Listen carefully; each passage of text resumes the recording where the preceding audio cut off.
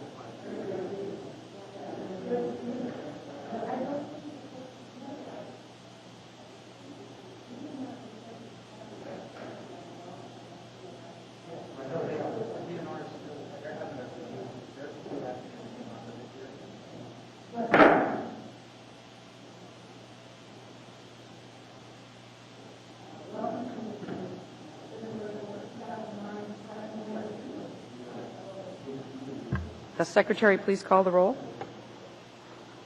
Taylor? Here. Clark? Here. Roll. Kelsey? Here. McKay? Here. Moses? Here. Plunkett? Here. Story? Here. Straker? Next order of business, approval of action summaries, and we have action summaries for Wednesday, February 4th, 2009, and Monday, February 9th, 2009. May I have a positive motion, please? Move to approve. Seconded by Ms. Taylor. Are there any objections? Seeing none, the action summaries are approved. There are no minutes to approve, but the next order of business then would be the consent agenda. And the consent agenda consists of all the matters before the board that do not require a public hearing. All items shall be approved by motion without debate. Does any board member wish to remove any item from the consent agenda? Seeing none, may I have a positive motion for the consent agenda? Mr. Clark, is there a second? Ms. Taylor, is there any objection to approval of the consent agenda? Seeing none, the consent agenda is approved. And we'll move on to new business, as there is no old business to take care of.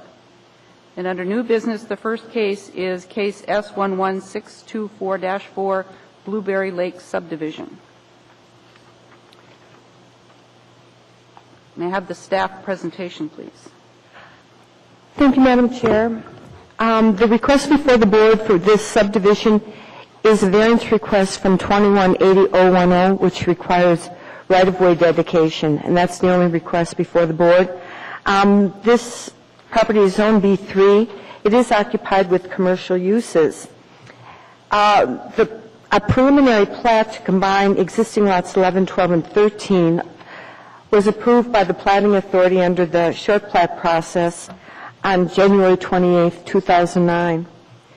One of the conditions placed on the plat was to resolve the need to dedicate right-of-way for West 25th Avenue, which adjoins the north boundary of the proposed new lot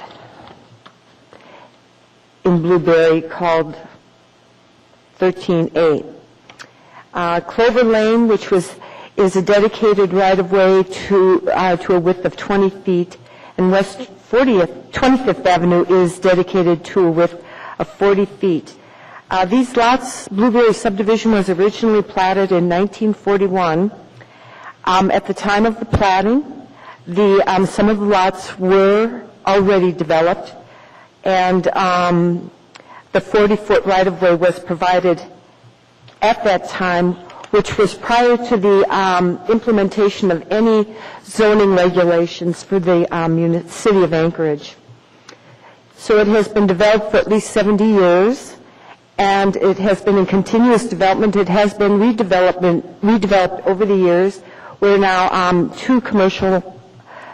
several commercial buildings do exist. And the request for a variance, in reviewing that request, it did appear to meet the standards for granting a request.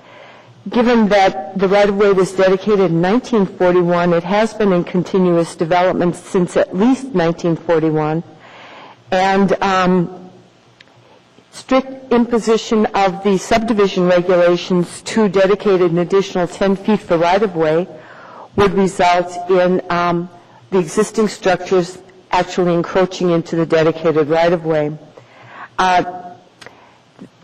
There does not appear to be a conforming alternative for this situation, because the existing situation cannot be cured, i.e. the situation of having a right-of-way conforming to current standards, without in turn creating another nonconformity, buildings existing in the right-of-way.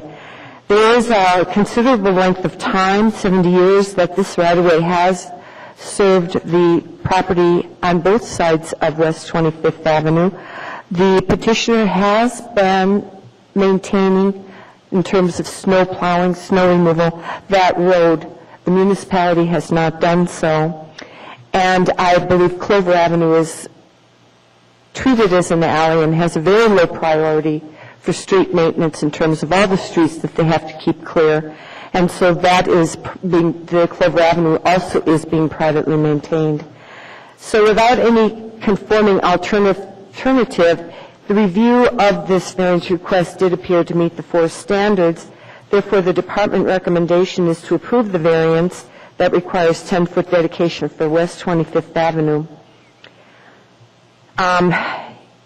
to meet the minimum right-of-way width standard for urban streets under AMC 2185, Table A.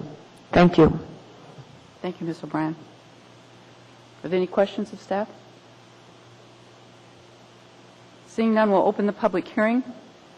And during the public hearing, we'll follow the procedure as outlined on the front of the agenda. And that states that Persons who wish to testify will follow the time limits established by the rules of procedure. The petitioner is the first to go, has 10 minutes, and may reserve a portion of that time for rebuttal. Representatives of groups like community councils or PTAs have 5 minutes, and individuals have 3 minutes.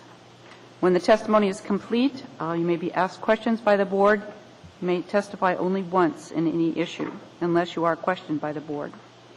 And the front of the agenda also outlines the appeal procedure, and any individual may have appeal rights related to any action taken by the Platting Board. Is the petitioner's representative here? Would you come forward, please? State your name.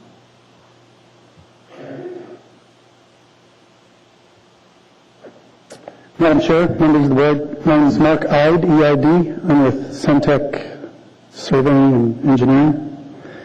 And we have no objections to staff's recommendations and reserve the right for any rebuttal. You have 9 minutes and 9 minutes left, good. 47 seconds. So. Okay. Okay. Are there any questions of Mr. Eid? Seeing none, is there anyone else wishing to testify in case S11624-4 Blueberry Lake subdivision? Anyone at all? Okay, seeing none, does the petitioner have anything else he would like to add, say? Thank you very much. Welcome. Okay, so that closes the public hearing. Does the board have any questions of staff? If not, may I have a positive motion, please? Mr. Clark. In the case of S11624-4, I move for approval of the variance from AMC 21.80.010. Is there a second? Ms. Stolpe seconds. Mr. Clark? I intend to support the motion. Here's the requirements for the variance have been met. Anyone else have anything to say? Seeing none, is there any opposition to the motion? Seeing none, the motion passes and the variance is approved. And that's that.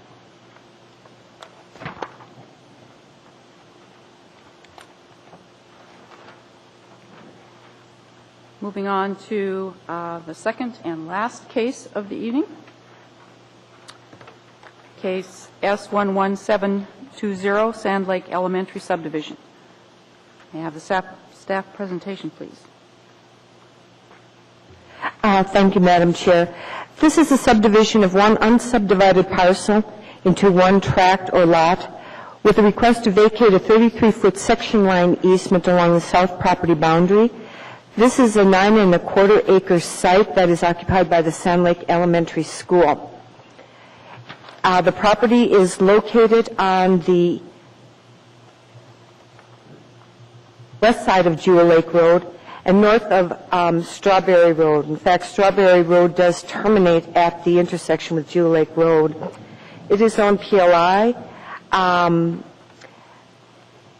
There's residential uses to the north and south, commercial uses to the east.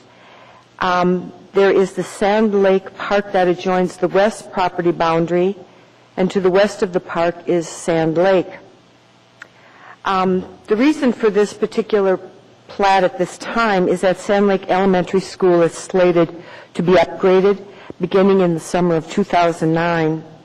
The original building does date from 1959 and is proposed to be replaced with a 2-story structure.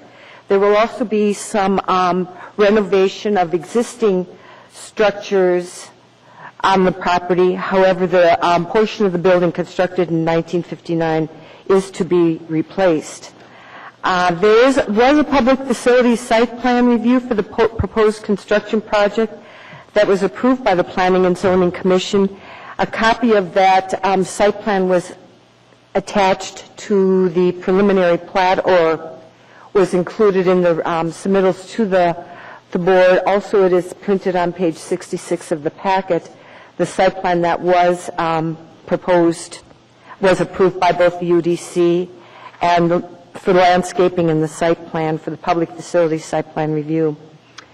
The reason for the vacation of the 33-foot section line easement along the south boundary is that upon completion, the new building will encroach approximately 6 feet into that section line easement. In order to maintain continued pedestrian access and recreational access to the park, as well as the boat users and fishermen and women to Sand Lake, they are proposing a 27-foot wide public access easement.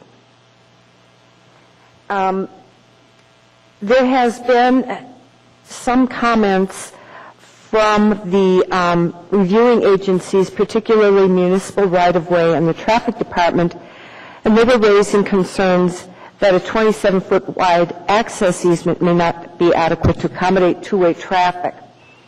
Well, as mentioned, Strawberry Road does dead end or terminate at the intersection with Jewel Lake. It terminates on the east side of the Jewel Lake, and it is very unlikely that there would be a road constructed to municipal standards further west of the improvements that are being made for access to the school site to provide access to the park as well as the lake.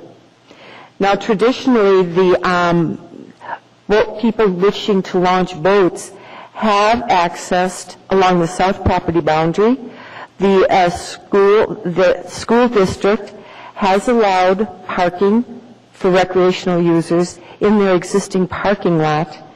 I understand that that cooperative relationship will continue to exist, but the parking lot, of course, is going to be reconfigured based on the site plan.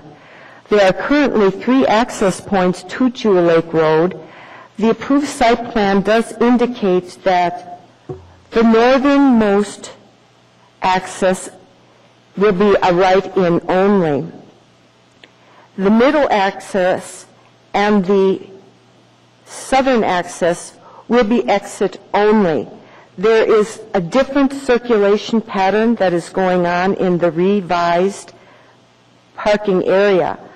And I believe that it is my understanding that recreational users will still be able to use parking facilities that serve the permanent school, but I will defer to representatives from the school district to further explain that.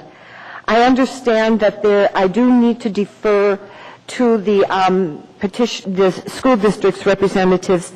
They have additional information that will shed some light on that proposed two-way traffic, which I understand is to only be accommodated during the construction of the school. It is temporary and is only slated to last for a year.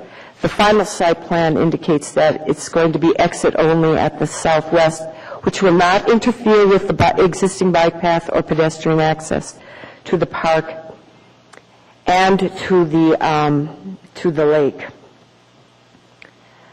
So this vacation request will require the approval of project management and engineering, right-of-way, fire, and traffic to approve the circulation patterns for to determine that the 27 feet is going to be sufficient in the future.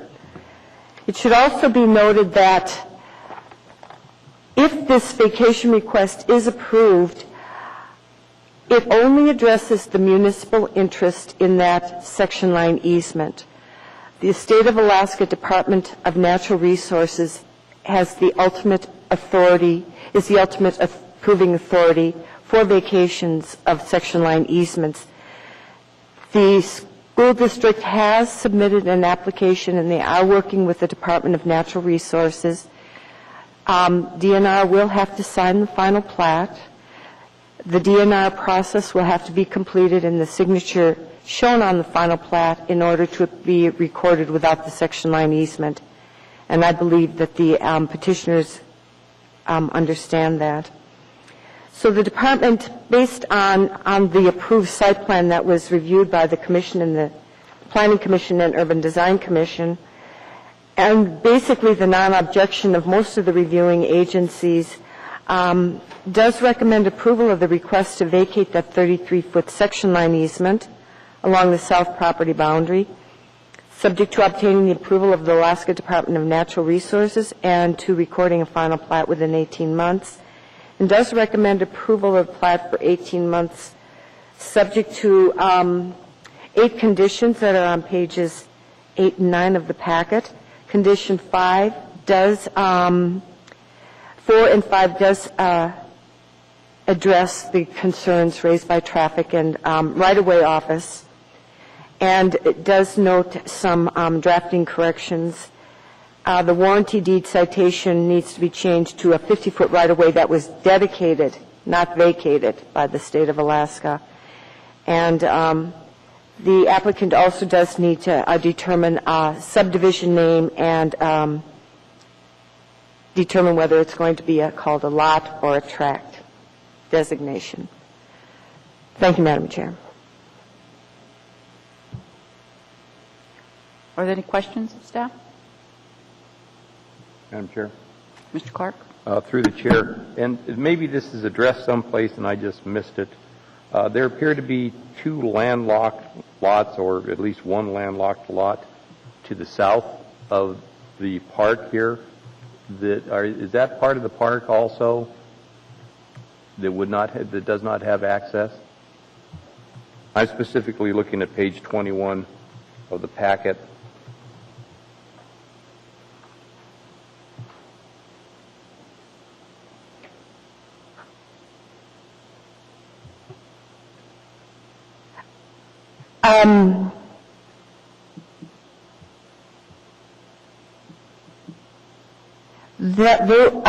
Through the chair, Mr. Clark, those are owned by the municipality of Anchorage. The other 2 lots front onto Brentwood. Okay, so the 2 lots that are landlocked are owned by the municipality.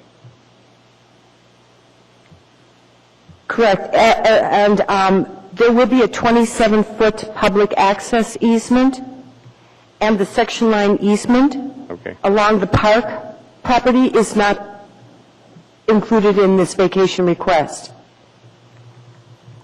Thank you. Any other questions? Ms. Plunkett?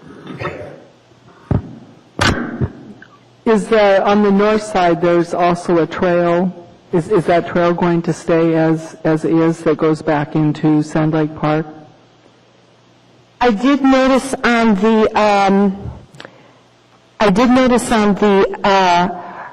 reports to the Urban Design Commission that there was a trail.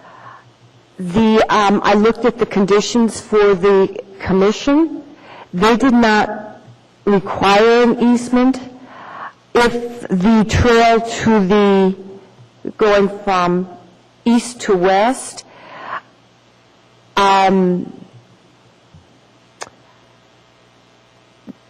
I didn't get any requests from Parks and Rec or from, so to provide an easement, one option would be for the board to consider resolving the need for a trail easement for the east-west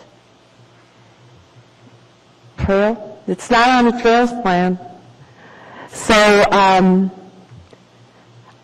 didn't require it. Thank you. But the board can choose whether or not they can do that, want to do that.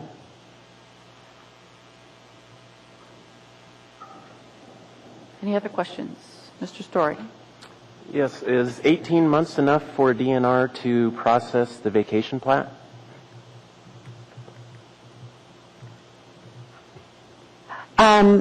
Through the chair, it has been taking 2 to 3 years. I do understand, and the school district representatives probably have more information on the status of that, but they're working very closely with DNR because they do need to have an answer to this question from DNR by this summer, because that is the slated startup for construction. There is the possibility to get a time extension on this preliminary approval, but this is not a phased development, so we could only recommend an 18-month approval on this preliminary plat. So I don't have a specific answer on how long the DNR process will take. Also, is there another conforming alternative to the, rather than vacating the easement, to allow the building to encroach into that right-of-way? I would have to defer to the petitioner's representative. The site plan was approved by 2 reviewing agencies as presented, and I really don't know if it's feasible to relocate that building further north. I have no idea what it would do to the design plans, but the architect is here, Mr. Crocino, could respond to your question. Thank you. Any other questions of staff? Seeing none, we'll open the public hearing. Is the petitioner's representative available here? Here you speak.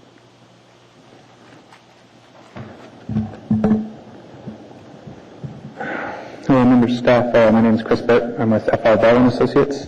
We're the surveying and civil engineering firm that's dealing with this project. My last name, B-U-R-T, sorry.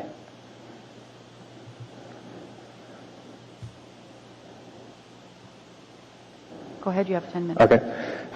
Just to give a little bit more information to you, we have been dealing with DNR on this. It's going hand in hand. DNR's decided to defer most of their opinion to the MOA in this case because of the location of this right-of-way. As Margaret stated, it's right at Jewel Lake and Strawberry, and the Strawberry right-of-way basically ends there. And from that point on, it's all just trail access back to the lake. It's always been trail access back to the lake. There's also a trail that comes from the Brentwood subdivision to the south and kind of ties in basically the southwest corner of the lot. There's a trail access that comes in from the neighborhood there, and then there's also access going to the lake all at that same corner. There's also the bike trail that was mentioned. I know that was a question. There's no intent to do anything with that north basically third of the lot there. It's all treed and forested. There's no plans to do that with the new school design, to answer one of the questions. I guess the main purpose of this, as we talked about, is not so much to worry about our encroachment with the new building into this site. The existing school, even if we were to do a remodel, and just keep the existing footprint, the building is non-compliant because it's already, as far as building setbacks, the 33 feet of the existing section line comes within 2 feet of the existing building. And so if you have your 20-foot building setbacks and everything, you can't do it. So even if we were just going to do a remodel and we weren't doing a whole new building for that section, you're still non-compliant. It's just something that really hasn't been brought up, one, because the section line easement isn't shown on any of the documentation for that lot. There's been other remodels done, and it has never came up until this last one, when we started submitting plans for putting a foundation and whatnot. That's when this came up, and that's part of the reason of the platting process too. Is at Jerry Weaver's request, he'd like to see this lot on a plat, because there isn't a plat for this lot. It's all warranty deed and documentation, and so all the easements recorded on it, all the access that's provided by it, all has to be found, and it's an old lot, 58, 55 is where the warranty deed was, I believe. And so in order to get all information in one place, it's very confusing. So that's one of the other purposes of just having this put on a plat, not so that just so they have a piece of paper now that shows everything, shows where all the easements are, makes it clear to everyone what's going on. Originally when we submitted, if you look at the I guess you don't have to look, but the original plat that we submitted showed a 15-foot landscape easement, followed by a 12-foot public use easement. And then after speaking with Jerry Weaver and Sharon Ferguson, we decided just include that. He said it'd be all right to overlap, and the reason for overlapping the public use easement with the landscaping is so that the trails that we provide can match the existing layout. Right now, it goes next to the school. The existing school is, I guess if you look on page 21,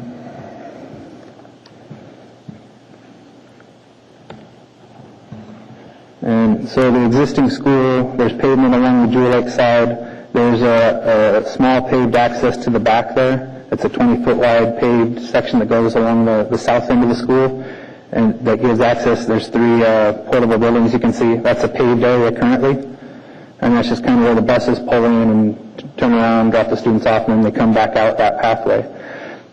There is no two-way vehicle traffic through there. Even the public use, they have to park in the parking lot in the front, and there's a gate provided between the building and the south property line that they have access to if they're bringing in, canoes or boats or whatnot. So the only reason why the 27-foot easement is provided is just because it gives more flexibility for bringing the trail back in there, and even though it overlaps with the landscaping easement that's proposed, it's already been discussed with Sharon Ferguson that she'll allow that because of that. We have to tie into that south property line at some point. So if you have the landscape buffer and a right-of-way, and there's no way to get to that south property line where there's an existing pathway coming through from the neighborhood, it just makes things a lot more difficult to provide. So it just allows us to bring it down to meet those and to tie into the existing access to the lake property there.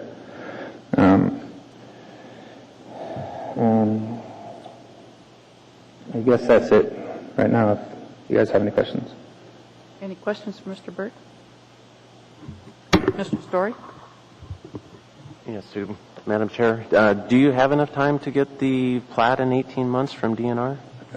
Like I said, typically if it just went through DNR, we've been told that we wouldn't. The fact that DNR, because it's in municipal land, and they've looked at it and they understand there's no intent to ever push the road through to the lake there. The school's been existing forever. The conditions were not really changing. We're changing more of the composition of the easement. We still want to provide the access that's always been provided, but if it's a public use easement, then we don't have to extend the building setbacks and stuff from the edge of that. We can still extend the building setbacks from the property line, which makes the site plan work. So what they're actually doing is they're to the point where they've done their basic reviews. They don't have any problems that they've seen. It's gone up and down their line. They're waiting for staff recommendations here, summary of actions. They'll review those summary of actions, see if they concur, disagree, whatever, and then they're not going to require a record of survey. What they normally do, they'd accept the plat document, the final plat as it's produced for the MOA as their record of survey for that. So we've been told it'll be streamlined, but I mean, it's DNR. You never know. But we've been told it will be able to be an accelerated schedule because you guys are doing most of the legwork and the staff, and they're just kind of trying to follow along with whatever is recommended. Okay. There's just some possible other options besides putting both vacations on the one plat, but sounds like you have it handled. Sorry? Similar cases to this that I've worked on in the past have been that you can have 2 plats going on, one at DNR and one at the municipality, with the correct plat notes on the municipal plat to facilitate the vacation of the DNR right-of-way. Yes, and they had a full application submitted at the same time this preliminary plat was submitted, and that's what they have been reviewing. At the time of submittal, they weren't sure if they were going to have their own record of survey and a separate plat. They've since decided that they'll just accept the plat. So in our final plat, we'll have the section signature blocks for them and any additional notes that they require and staff reviews. But they're not going to give us those final notes until they know what the city feels. They feel that the city has a better handle on what needs to be done in this area than they do. So they're kind of waiting for these recommendations, and then they'll see if they need to add or if they just accept them. Just based on past experience, it would be surprising if DNR and the Muni come together on the plat in the 18 months. Yeah. The Muni will take care of it, but the DNR seems to, 18 months is very accelerated for them to act on a vacation plat. We've run into that as well so far. We've experienced that a little bit. So, I mean, that is a concern. we've been notified by them several times that that's a doable time frame. So I mean, it's whether it ends up that way or not, I don't know, but we've been assured that it can happen. All right, thank you. No problem. Ms. Stoll, did you have a question? Thank you, Madam Chair. I'd like you to help me, please, understand some things that are going on the south side of the property. I have this large map that you kindly provided, and I understand that the buses will have their own bus drop-off and pick-up place on the northeast part of the property, if I remember correctly from my earlier reading. But I have some, I think I probably just don't quite get it, how you've got, there's new parking lots, and I don't know if there's any parking lots on this, excuse me, south side of the property or not, but no parking lots there. So there's no other traffic? Oh, sorry. That's all right. Go ahead. There's a couple things. One, the plan that's shown, if you look on page 66, is the site plan that was originally submitted to UDC for approval. And that site plan has since been revised, and we were aware that the revised one hasn't been placed in here. The architect happened to have a sketch of the current layout, which may shine a little bit of light on this if we can get on the overhead. I don't know how to do that myself. Just throw it in there would be good? All right.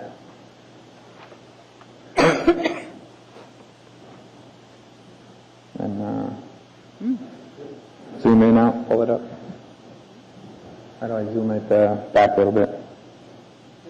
Oh, here we go. Yeah, I guess, well, they have like a zoom, but I'm not sure. There we go. I guess that's as far as we can get it there.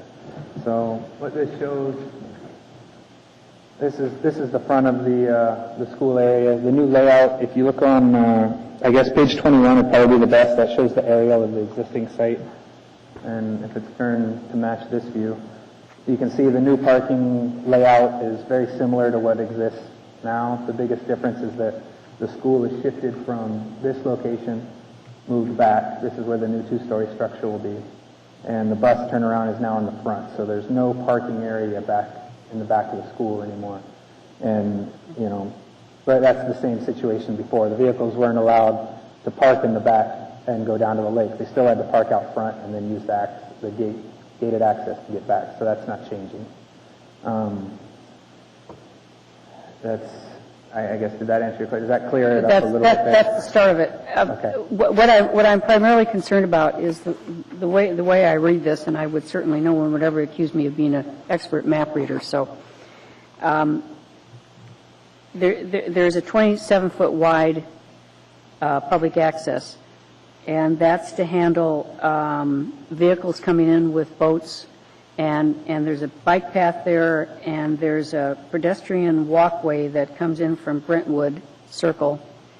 And my guess would be those people would come across that and then down toward the lake or down to pick up this other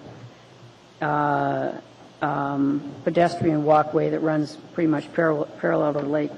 What I'm concerned about, and I know you can answer this question, I just don't get it, how all of this activity can take place because the folks are coming off of, as I understand it, the folks are coming off of Raspberry and they're pulling a boat.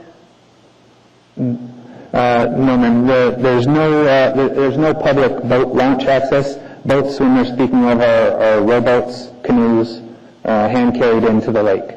There's no vehicle access now to the lake. Well, you're talking about a gate.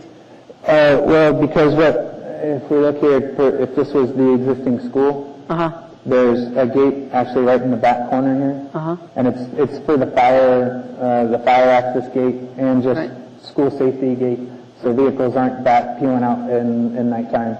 So that's just a gated thing. So the users of the lake park their vehicles out here, and then they carry their yeah. If we kind of look at all the pencil here, here's where this Brentwood access comes in. It's just Right. a little Yeah. 8-foot pathway. Yeah. And then it basically branches off right here and comes back to the lake, and this is where the lake's pathway is. And it's all 5 to 8 feet. It's just grass, just beaten path. There's no road or trail or anything you can back up or drive down right now. So that's, I think, is getting to where I need to be. So there's no vehicular traffic on this 27-foot public access easement? No, the only vehicle access would be emergency vehicles. Right now, the proposed plan is to come back in Hammerhead right here. But there still will be a provided 12-foot lane that'll come all the way back around to the bus stop, mainly just for, extreme emergency. If something happens, they can't come out back the other way. Right. But that's just maintenance and fire emergency vehicle. It's not public use. And the arrangement with the school district then, Mr. Burt, is that those folks that are hauling trailers can park those trailers on the school parking lot even during school days, school hours? I'm not entirely sure, Mary. Do you know what the agreement? If you wouldn't mind, Mary Carey, she's with the school district. Good evening. My name is Mary Carey. I'm the project manager for design for this project with the school district. We've had some preliminary discussions with the rowing club for accessing for the rowing shows for discussions, and their intent would be to use the fire lane for the access area to offload their shells. And there have been some preliminary discussions with the ability to drive across the grass to a gate in the basically the southwest portion long term. There isn't that I'm aware of any plans to put a major launching dock or the ability for people to launch boats down into the park area. Ms. Carey, thank you. I'm more concerned about vehicles with trailers and parking in the parking lot during school hours where there are children coming and going and cars with your parents. We have not had discussions with Parks and Recreation with vehicles parking trailers with cars in the parking lot. We feel that there probably will be some agreements. The usage of the park for park users during the school day has been fairly minimum. We do have more than the required number of parking spaces permitted for the school, and we're in the process of working with memorandums of understanding for shared parking agreements with it. Summertime usage seems to be the heaviest use of the park and for parking needs, and that's typically when school is not in session during the summer months, except for summer school use or after hours or weekends. One other question, that just because I'm curious, is because I'm not familiar, I've never used Sand Lake, so is there any other access to the lake except here? I believe there are multiple accesses, and I think there is a boat launch area. I'm not completely familiar with the lake, but I believe there is a major boat launch area elsewhere in the park, and I'm sorry, I'm not familiar with that information. Yeah, it sounds like this is the Anchorage School District and School Board issue about how to resolve this matter. I just happen to have an interest in that area, and I just was curious. Thank you very much. Appreciate it. Thank you, Madam Chair. Plunkett? Carol, I actually cleaned up Sand Lake Park as a day caring project with work last year. So I can give a little bit more information. There is also a trail and off of Caravel that you can actually drive down should you need to be able to, as well as the bike path, which is what I was asking about, that's there now. Parks and Rec brought in equipment, brought in cars. Just it's one way, obviously, but so there is that both ways. But the rowing club actually has a facility, and most of their boats that actually stay on the park property itself.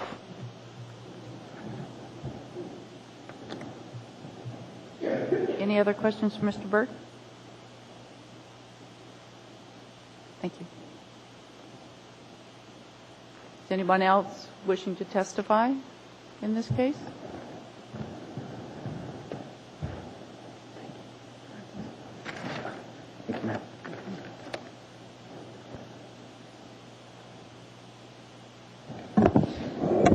My name is Darren Holmes, and although I did not come in tonight for this particular case, it's my appearances afterwards, so it's pertinent that maybe I say a few words.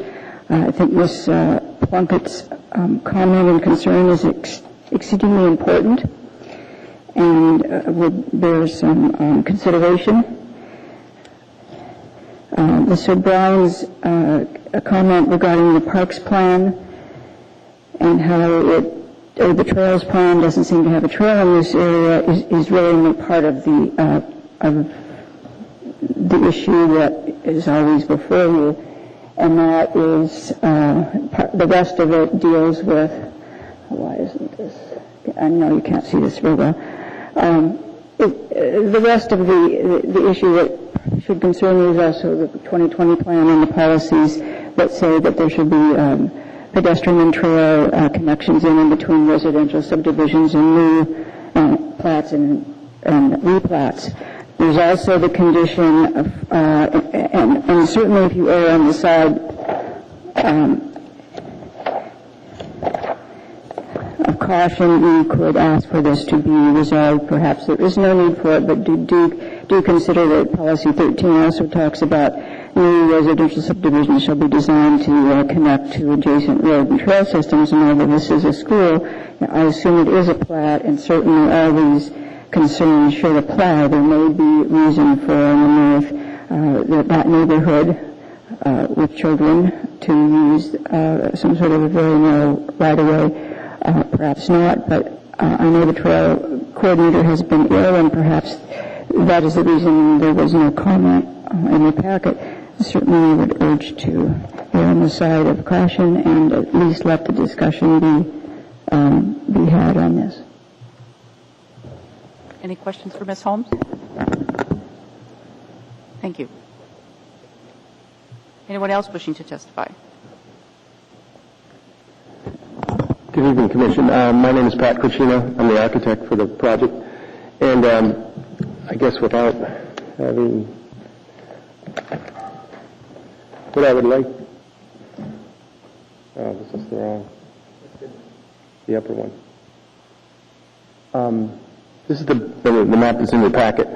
And I just want you to look to the north. There's a paved bike trail that goes from Jewel Lake Road between, this is a church facility, and the hockey rink.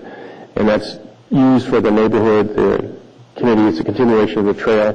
It's in a wooded area. It's about 12 to 15 feet lower than this field, and we're not going to deal with it, use it, and it's going to be that perpetuity. This trail will always be here. In the original plan, the way it is right now, you do not have direct access to the back from this south property line. There's a big playground back here. There's structures and issues. So what the boat people have to do now is they have to go around the north side, come through around the parking lot, through the playground area, and go all the way around to the fence. This area right here is actually allowing a more direct, and on the latest plan.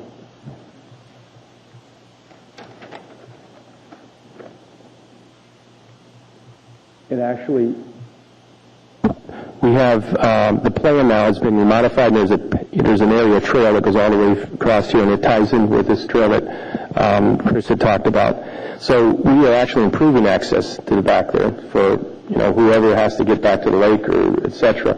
And we have a vegetation buffer. That was, this is one of the reasons why we're here, because UDC we have a 15-foot vegetation buffer that they wanted from the residential area to the property. I've worked on this plan since 2002. We've tried probably without a question, about 89 different schemes of what cost the budget, how we're going to get this program increased, et cetera. And this is the plan that came out because we're keeping existing part of the building, and we're locked into not only elevation height of the building, but location, horizontal location. So we're pretty restricted with where we do the addition. And we've looked at all different areas of trying to move this, and basically to get the economy to work with the design, et cetera, it has to be there. So it's within 3 or 4 feet of the old building that's down here. and that old building is going to be demolished because it's so old that, it would cost more to try to retrofit it. And that's why it was stopped in the middle of the project and gone to this new construction where we tear down that part. So we feel like we're adding more access to the site, better access, more controlled, and improvements, and the boats could still, if they had to, technically you could, maintenance trucks and stuff are planning to use that, but it's going to be restricted to the school district's use. Public usage could probably come around from the backside, and that's what I know Mary's been working with them to give them the best access. So they're actually getting more direct access to it. So I hope that clarifies some of it. Any questions for Mr. Cucina? Ms. Stolpe? Thank you. Anyone else wishing to testify? Seeing none, we'll close the public hearing. Does anyone have a question of staff? Ms. Plunkett?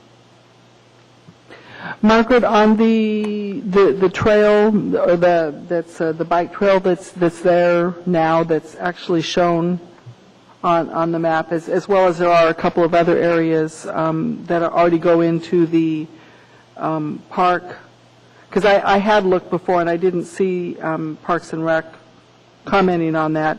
Is that already covered under a recommendation? Well, access, through the chair, Ms. Plunkett, access along the south that Mr. Cucina was just talking about, the improvements that are being made, will be maintained with the 27-foot public use easement in lieu of the section line easement. There is a constructed bike path that has been used for a long time. And to connect to the subdivision to the north, there has to be a reciprocal access. And right now there's a utility easement, but I did not see any dedicated access easement from Caravel Street through Whispering Pines. So there is the access from Jewel Lake Road, which goes directly to the park.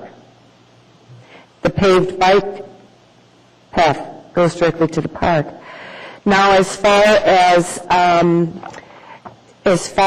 using the routes that were being discussed, the alternate routes on the revised site plan, those have to be worked out with the permission of the school district, which has its own security concerns for the safety of the students and the control of traffic.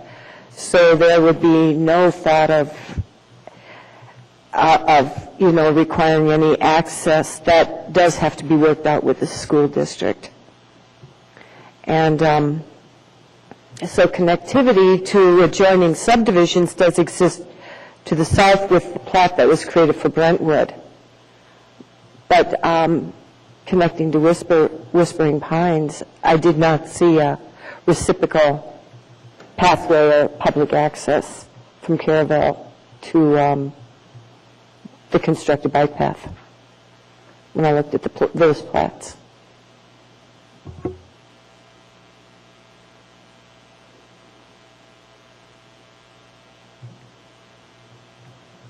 Did that answer your question, Ms. Plunkett? Yes, I think so. Okay. Ms. Carey might be able to shed some light on it if you would care to ask her a question or direct her to speak. Actually, I could. Maybe ask just for the...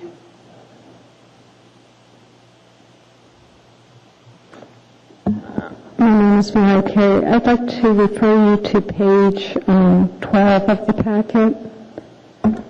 And the connectivity to the park and then also indirectly to the school property is through a 10-foot pedestrian walkway that comes off of Caravel Drive. The only reason I know this is it also goes by a close friend's home. And he bought that home because it was on the trail access and gave access to the park. And I believe that trail easement ties into that bike trail that then ties into the school site. And what I do want to say is that these parcels are both owned by the municipality. It's just that they're under different management agencies. And I think maybe, I can't say it's not a reason why there aren't park comments in here, but we've been working very closely with the Parks Planning Department on this for the past 18 months to open up these discussions, and we're having also discussions on how they need to handle signage and further discussion to make sure this isn't such a hidden park behind the school district area. Thank you. Any other questions? Anybody that you want to question? Okay, seeing none, will we close the public hearing now? Okay. The matter rests with the board, and could I have a positive motion, please?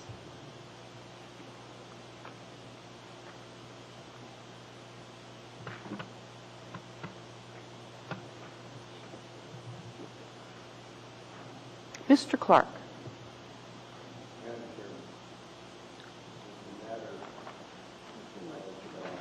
Your mic, please. Excuse me. In the matter of case S-11720, I move for approval of the request to vacate the 33-foot section line easement along the south property boundary, subject to obtaining the approval of the Alaska Department of Natural Resources and to recording a final plat within 18 months.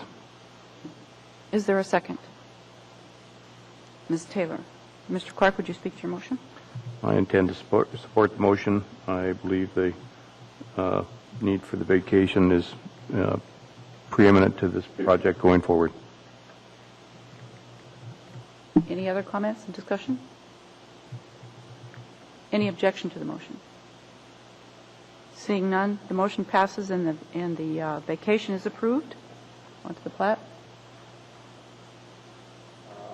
In the case of S-11720, I move for approval of the plat for 18 months subject to... Sorry about that. Approval of the plat. I move for the approval of case S-11720. Approval of the plat for 18 months subject to the conditions 1 through 8 on pages 8 and 9 of our packet. Is there a second? Ms. Moses. Mr. Clark, would you speak to your motion? I intend to support the motion. That'll do it. Is there any objection to the motion? Seeing none, the motion passes and the plat is approved for 18 months. Thank you. Thank you.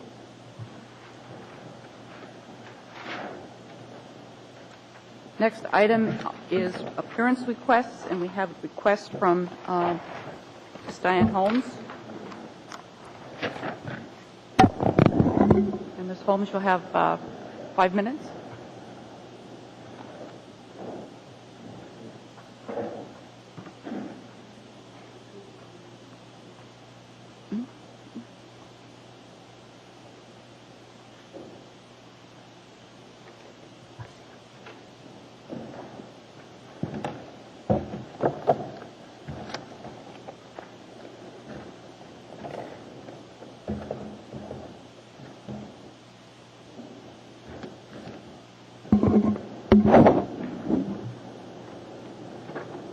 Everybody got them? Madam Chair, my name is Diane Holmes. I asked to appear because over the past 10 years that I've been involved with the 2020 process, which, by the way, had great public involvement and vision for our city, I see we've drifted from its goals. I've observed mistakes from an overworked staff, lack of education for you, deliberate oversight by the administration and staff, and developers lobbying. This, plus a compounding of errors in a case before P&Z and subsequently to you, were the final straw for me. We've got to do things better than outside, for ourselves and because folks aren't moving here for the weather. Our valued trail system doesn't often translate at the ballot box. So when we have the opportunity actually a requirement, to plat trail and pedestrian easements to fulfill certain 2020 policies. Please do not blanket that duty. And don't feel sorry for the developer who may be crying that easements are a burden. And why? Just look at any of the real estate ads. Anytime a property is even near anything green, it becomes a prominent selling point. And such properties can be sold for about 20% more than non-green ones, and these statistics have been well laid out in a report by our very own city watershed management director. Your staff recommendations don't always serve you well. They have missed adjacent easements and don't always cite applicable policies. Our parks plan calls for securing missing at greenbelt parcels and for public partnerships. Yet, in one case last fall, P&Z was told that the city couldn't accept such land even when there was a willing developer. The case had a condition also against allowing a trail within the very wide, steep stream setbacks because of potential erosion.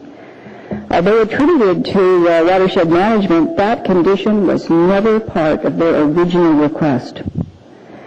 This case then came before you, and then there was a weak condition for a trail easement.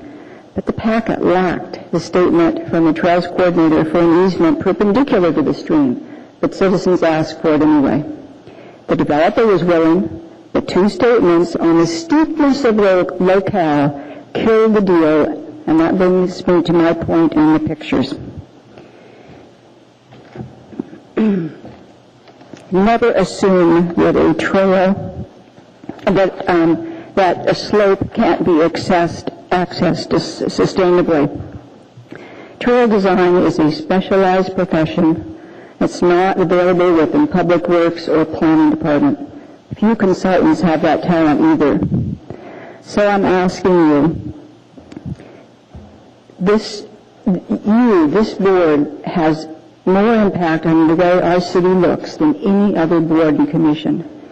Please get the education you need, uphold the policies of 2020, require easements, don't vacate right-of-ways when there's absolutely any chance it is near a park. I can give you horror stories of what's happened in the past, and now we are unable to have full access to certain of our parks. I won't go into that now. But please give us the city that we all wanted when we were working with 2020. And if you have any questions, I'll be glad to answer them, and I'll also be glad to give you a tour next June. Any questions for Ms. Holmes? Ms. Taylor? Madam Chair, these pictures that you've given us, where are these trails located? These are two trailheads in the Rabbit Creek Greenbelt. And if I wanted to see them, where would I go? I'm sorry? If I wanted to see them, where would I go? Give me a call. Okay, thanks. I give lots of tours, although it's nicer at the end of May. Any other questions for Ms. Holmes? Thank you very much, Diane. I know some of you were not here when this case came before you, so I hope the information will get to the people who, like Mr. Krieger and Mr. Roll. Appreciate it. Thank you very much. Thank you. Anybody else have anything they need to talk about? Any other persons to be heard? I don't have a report. Any board member comments? Motion to adjourn? Yeah, me too. Motion to adjourn?